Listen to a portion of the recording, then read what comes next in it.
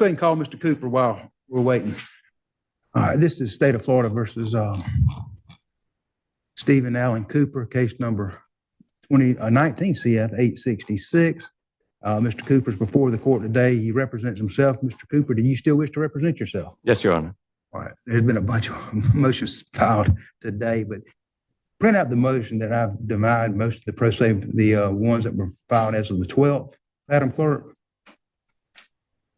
dismissed, the motion to dismiss defendant's motion to reinstate bond and vacate related bond forfeiture, and notice of speedy trial. Development resubmitted. Yeah, and I'm gonna deny them again. All right, where we at? I dismissed the pro se notice of speedy trial demand. But okay, we'll set it for the November. Anything else, Mr. Cooper? Yes, you dismissed them because of a certificate of service, and they were refiled with a proper certificate of service. They were just refiled today, and I have not had a chance to look at them. So I won't deny them today. I'll just reserve on that. Okay. I can't. I just have not. They were not in the court file when I looked this morning. They were filed today, so I'm not prepared to order them. I will not dismiss them today, but I will have a chance to look at them. Okay. So I have a right to reinstate bond. No, I'm not reinstating it right now, and I'm not going to reinstate your bond. You failed to appear. Judge Costello, my understanding that Judge Costello was covering for me, that you appear by Zoom, and you did not come to trial as you were ordered to, so you're not getting back out of jail. It was not willingly, though. You're not getting out of jail, Mr. Cooper. But I have a right to bond. Denied. And all right, well, denied. I do have a motion that I'd like to submit to you. You can submit it. Disqualification of judge. Okay, submit it. Who should I hand it to? To the clerk. We'll set that for the 19th. We'll have a chance to look at the other ones, okay? That's Friday morning. This is State of Florida versus Stephen Allen Cooper, case number 19 CF 866. Mr. Cooper is present in the courtroom. He's representing himself. Mr. Cooper, do you wish to continue to represent yourself? Yes, Your Honor. And we're set for trial November 3rd. All right. Did you get the order to deny motion for disqualification of judge? I have not received that. I'll have that printed out for you. There's some other motions that you filed. Looks like we got them yesterday. What I'm going to do is I'm going to leave this on the trial docket for that November date. I'm going to set this for October 24 for a trial management and motion day. I got the bond reinstatement that was previously filed, and then yeah, I'm going to deny that motion for bond. You're based on your failure to appear. I'd already, and for the record, I have had you arrested at least once on a failure to appear, released you again on, allowed you to go back to, I believe, Ocala. On the morning of trial, after you filed a demand for speedy, you failed to appear, and Judge Costello revoked your bond at that time, had a capias, and then we had to, I think the capias was outstanding for a while. So my motion is denied. I'm prepared to make arguments in regards to that. But I'm not prepared to listen to them. I'm ruling on your motion. Okay? But I can rule on a motion without hearing argument, and that's what I'm doing today. Anything else? Any of the other motions? I'm gonna hear everything on the 24th, because you just filed a bunch yesterday on the 16th, and we got them in the court file. So I'll hear everything the 24th. That will conclude today's hearing. Mr. Cooper, we'll see you then. Mr. Cooper, you're here today on your trial management. I believe you're set for trial November 3rd at 8:30. You're representing yourself. Do you wish to have an attorney appointed to represent you or talk any more about that? No. Okay. All right. Where are we at? I believe it's the motions, and I have my motion to reinstate bond. And that'll be denied. All the motions filed on the 14th that you postponed 30 days until this date, and none of them have been responded to. Filed a traverse responding to his multiple motions to dismiss, motion for discharge, and the motion to quash the information. All right. Actually, a motion to disqualify the judge was filed as well. I believe you got that. I think I've ruled on that, hadn't I? I believe you got another one. Yeah. All right, I'll get you an order of that next week. We'll leave it on the docket for November 3rd. See you then. Are you going to give me the traverse? I haven't received anything. Yeah, if you don't have it, the state had this already been filed. So if you want to give it to them, or state or the clerk office can give it to them. Well, the first matter, Amos Canzoni, come on up and have a seat if you would. So. Go ahead and have a seat, sure. There's no contract. You and I have no contract. We resolve it in this way. It's a civil infraction, which means the city has the obligation of going first. Go ahead and have a seat and speak into the, if you're more comfortable standing. No, this isn't the time for questions. This isn't the time for questions. What we do here, this is not, we do it in a certain order. The first thing we do is, as you were cited for 2 infractions, is as I read what the officer said, until there's nothing before me, until we have the officer's statement. Once we have the officer's statement, then you can present whatever argument you want. That's the time you make your argument. So what is it about today? Pardon? What are you planning on doing today? Well, you're defending yourself against the issuance of 2 infractions. No, I'm not the defendant. Well, Defendant, would you agree with me? you're whatever you want to call yourself, a defendant, a respondent. You're the person who was issued the citations. That's the problem. That's not the defendant. I've read the argument. You're not raising it at the right time. Raise the argument after I've read the officer's statement into the record. I have actually contested that statement on the return service that you received in the file. Right. The statement is not accurate. If it's not accurate, now is not the time. We don't have the statement yet. I need to read the statement. On January 2nd, 2025, at approximately 1600 hours, while on patrol within the city limits of Yelm in a marked patrol vehicle, when I observed a silver Buick traveling east on Mossman Avenue with Washington registration ACA 8168. The registration showed expired as of 11/24. I conducted a traffic stop using my emergency lights. The driver was identified as Amos Canzoni by his Washington State driver's license. Amos first gave me a random card stating he was an American citizen and did not need a driver's license.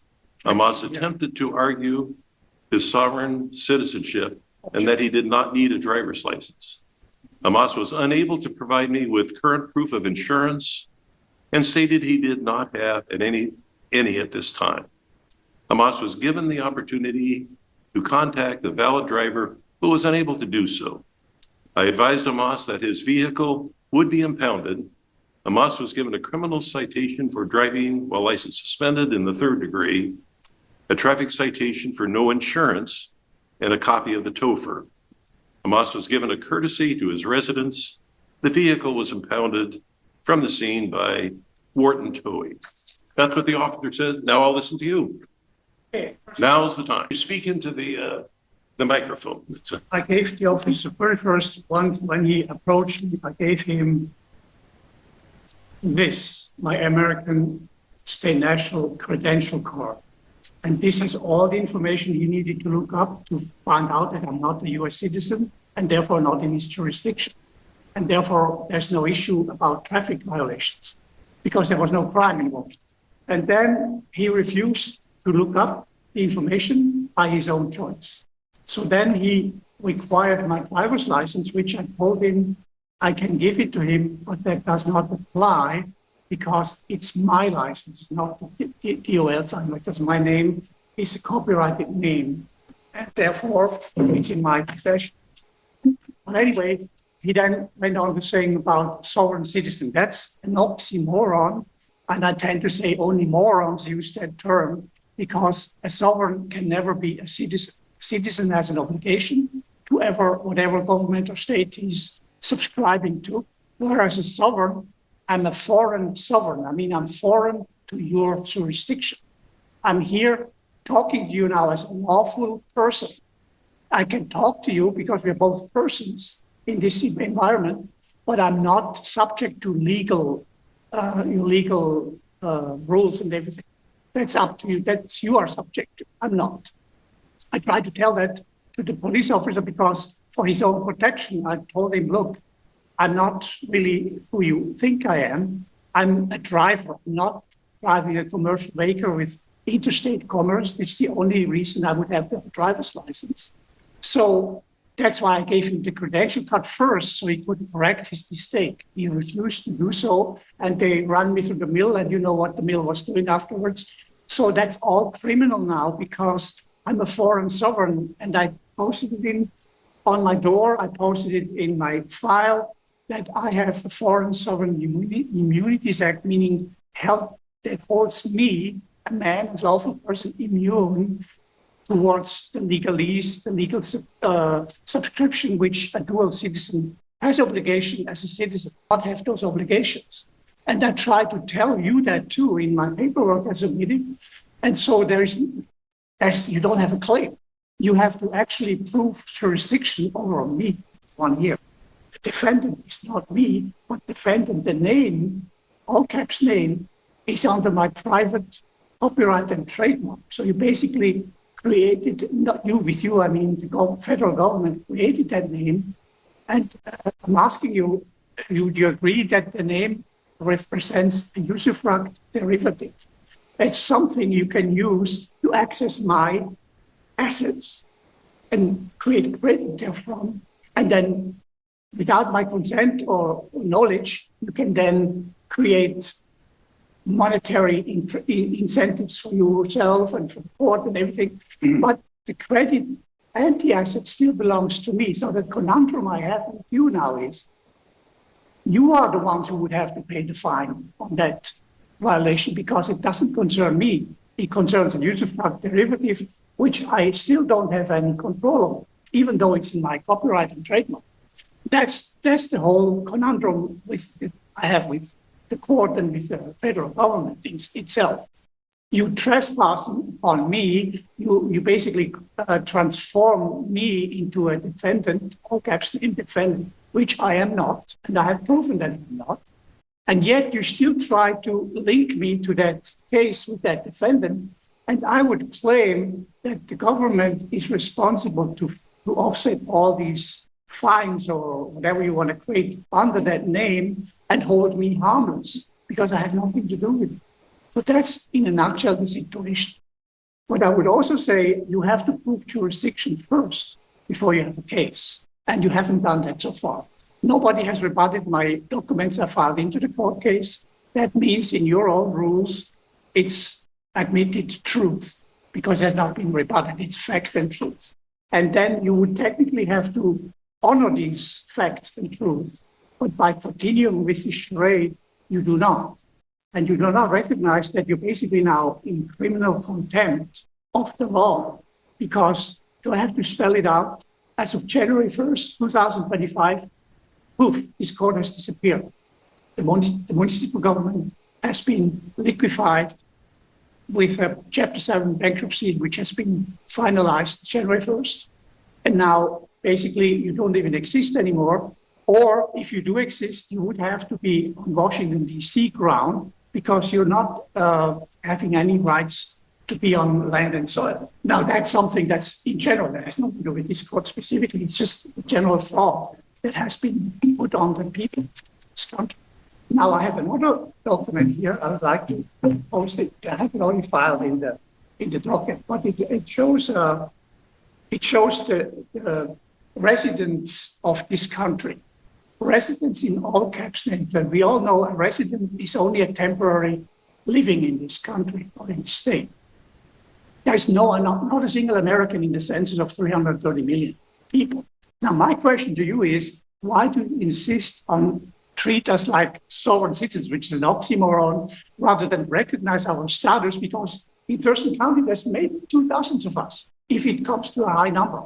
Everybody else can be treated as a dual U.S. citizen, which gives you all the rights you have, but not against me. So that's your problem now, because I have documented everything in the file. So basically, I made a counterclaim. I nullified your claims, including the fines, including whatever you want to bring up, including the statements of the police officer. They've all been voided out by me responding, return service response. And that also would also be appearance in court, by the way. So he never not appeared in court. I just give you the courtesy. Well, it's basically not a courtesy, it's under duress. I come here to make sure I inform you of the situation you're basically maneuvering yourself into by not recognizing who I am as a foreign soul, because I'm outside of your jurisdiction period. So that's why you don't really have a case. And it would be wise if you would allow the prosecutor to file a notice of dismissal or cancellation of the case, because you don't have any jurisdiction. And I have proven that on the record. That's my. You showed me the paper that you showed. I could not see that from here. Could I see that? I give it to you here. This Sure. is what's not in the document. And then also, in order for me to be protected, we also have a private indemnity bond. In case I would be involved in a crime or in some property damage, that indemnifies me. I don't need a bond like you guys do. I just need an indemnity bond. So that means if something happens that causes a lot of financial problems, that indemnity bond would be able to connect on the power. So that's the document. And you can see there's two barcodes on there, or whatever they call it. You can access my documents like the police officer could have easily gone, scan those two barcodes and get into the file. And then all the files are in there accessible, the same ones I put into the court case now. So basically, there was no reason for the officer to do anything else except, oh, excuse me, I made a mistake. Have a good day. That would be his proper response to me as identifying me as a foreign sovereign. And he did not do that, and the court did not do that. And I don't go into details right now, but it has been a lot of hassle against me, who is not even involved in this one. That's the problem I have with you now, that you don't recognize that I'm really, Well, you're entitled to call yourself anything you want to. I believe under the law, you're entitled to use any name you want, as long as you're not doing that to defraud anybody. Now, it's not of any interest to me whether you call yourself first name, last name, first name, comma, uppercase, lowercase. It's the person that's sitting in front of me. It's my turn. Okay. That you're arguing that you're basically exempt from you're exempt from the rules that would apply to the citizens of this country. The problem is you may be, may not be call yourself a citizen of this country, but when you're using the roadway, you're subject to the rules of the roadway, no matter what you call yourself, a foreign citizen, a sovereign, it doesn't matter. Is this person using the roadway? When you do that, there are certain requirements that apply to the people using the roadway. And that if you were, then the officer says you're within the city of Yelm on a road on Mossman Avenue, take judicial notice of that. That's a certified road. You are subject to those obligations. Now, I'm very familiar with all these arguments. I suggest you, it's my turn, sir. I suggest you read State v. Williams. It's in 143 Washington 2nd, which goes into this. We're talking alternative realities here. The reality I subscribe to, this is the state of Washington. This is a validly established court. I have jurisdictions over minor matters, infractions committed within the city by the people that are driving on the road, for example. Now, you don't believe that?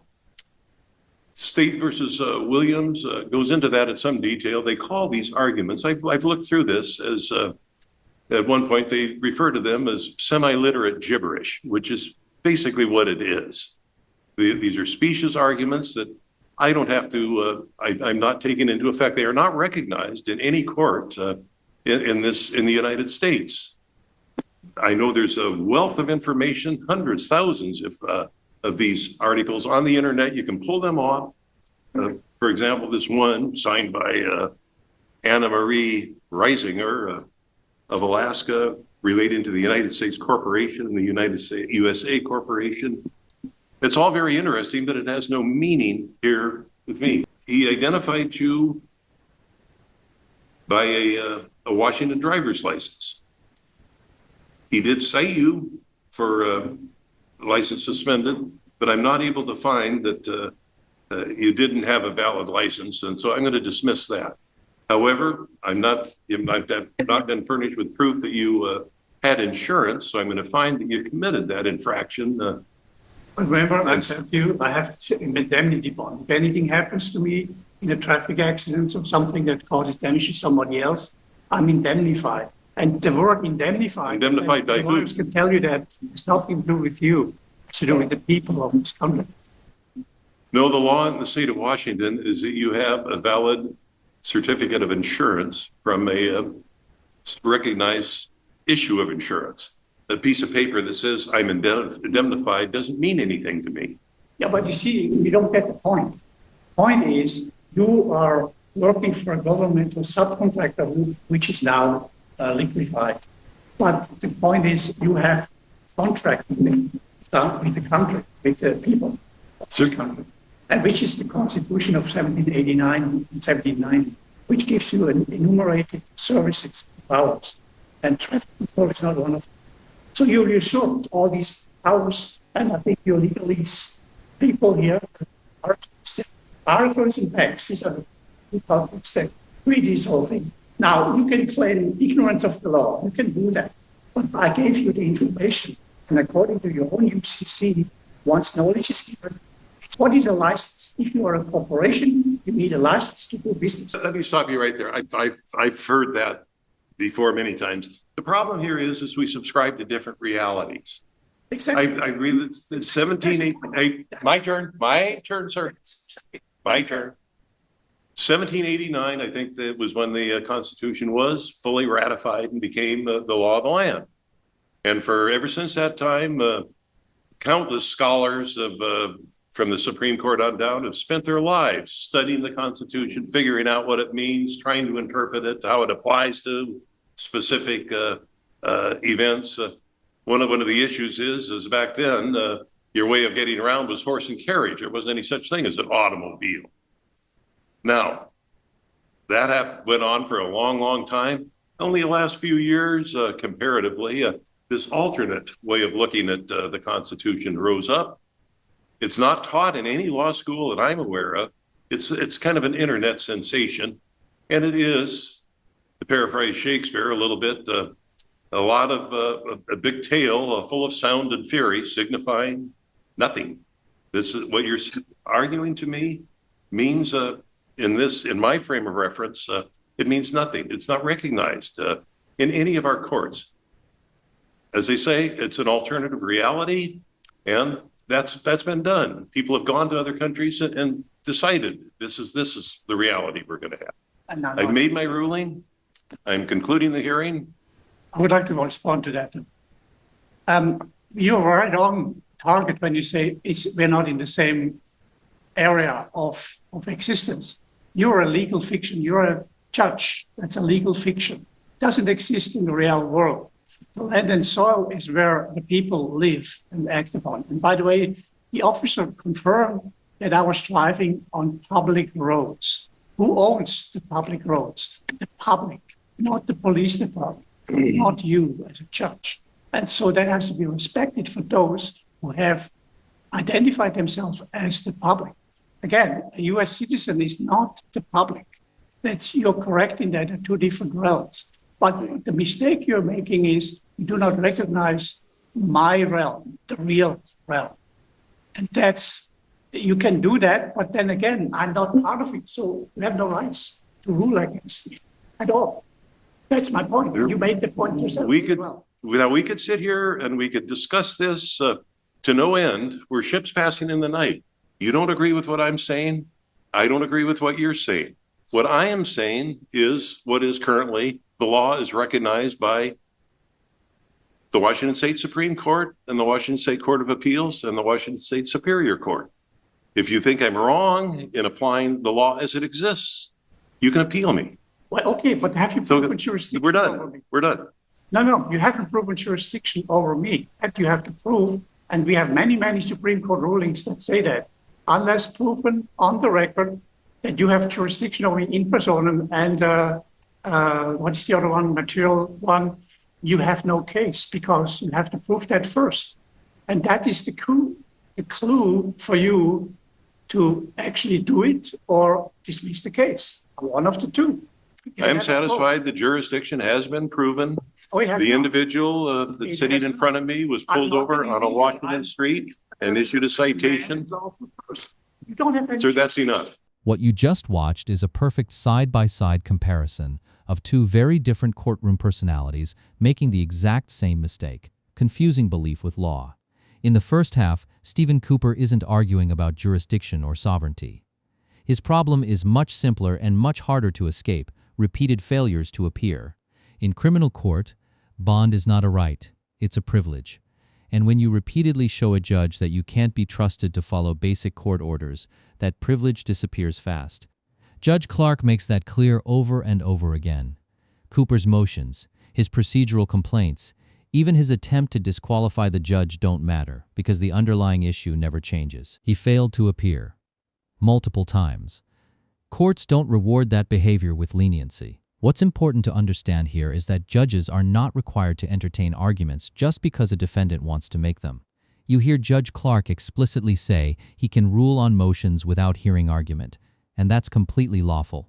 When filings are late, repetitive, or previously ruled on, the court doesn't have to relitigate them. Cooper's belief that persistence equals progress is exactly what keeps him stuck in custody. Then we move into Judge Meyer's courtroom, where things take a very different and frankly surreal turn. This isn't about missed court dates anymore. This is about a defendant attempting to opt out of reality altogether. The American state-national argument is built on a core misconception that declaring a different legal status somehow removes you from state law. It doesn't. Judge Meyer lays this out plainly. Roads are regulated. Driving is regulated. Insurance is required.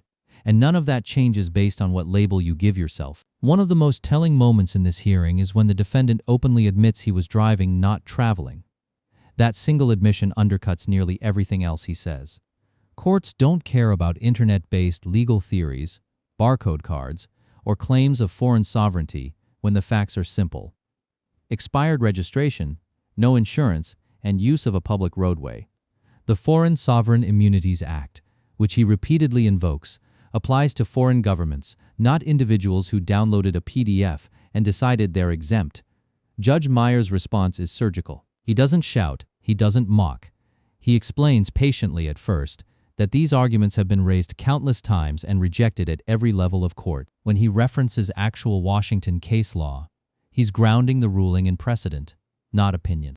And when he finally describes these claims as alternative realities, that's not an insult, it's a legal conclusion. Courts operate in the real world, governed by statutes, appellate rulings, and enforceable standards. If your argument only works online, it doesn't work in court. The final ruling reflects that reality. One charge is dismissed because the evidence doesn't support it. That's due process in action. The insurance infraction stands because the law is clear and the defendant failed to comply. No amount of wordplay, capitalization arguments, or imaginary indemnity bonds can change that. Taken together, these cases show the same lesson from two angles. Courts are patient, but they are not obligated to indulge nonsense. Whether you're ignoring court orders or trying to redefine the legal universe, the outcome is the same. The law wins. And that brings us to you. Who do you think handled themselves worse here? The defendant who kept failing to appear and still expected release, or the one who genuinely believed he could talk his way out of state jurisdiction? Drop your take in the comments. If you found this case as shocking as we did, make sure to hit that like button, share your thoughts below, and don't forget to subscribe for more jaw-dropping courtroom breakdowns. We'll see you in the next one.